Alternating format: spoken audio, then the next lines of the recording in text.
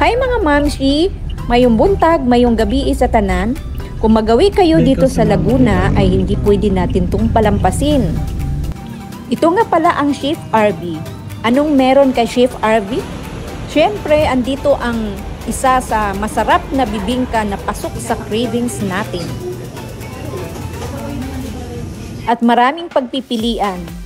Merong frozen product, mga merienda cake, at higit sa lahat ang bibingka. Maraming flavor ang bibingka nila. Isang classic OB, chocolate at yema almond.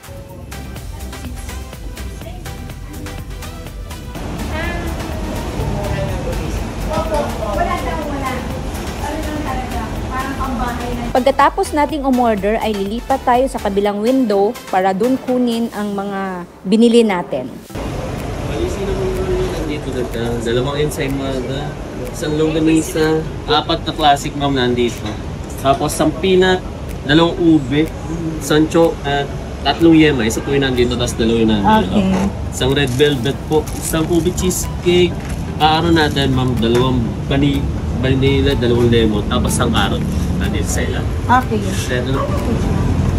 Ngayon, ito na yung mga binili natin. Taste naman tayo. Binyan Best Homemade Bibingka Galapong.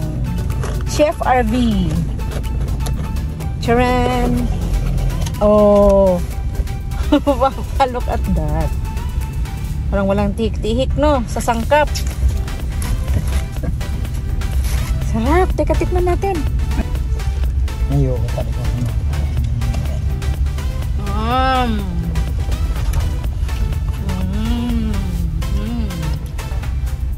Masarap siya, ha? Kasi hindi siya matigas pag, hindi ba yung ibang bibingka pag matigas na, ay pag malamig na matigas.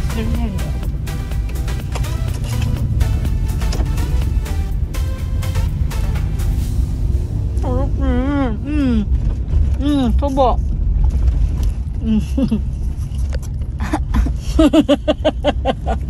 Biyang sarap. Hindi siya matamis. Nilalit ka na! Oh, yan ah. Yan ah. Tingnan mo yung loob. Oh. Violet na violet. Oh. Nakakaktain. Food review, 1 to 10. Ay, 10 ako, Papa. 10, promise.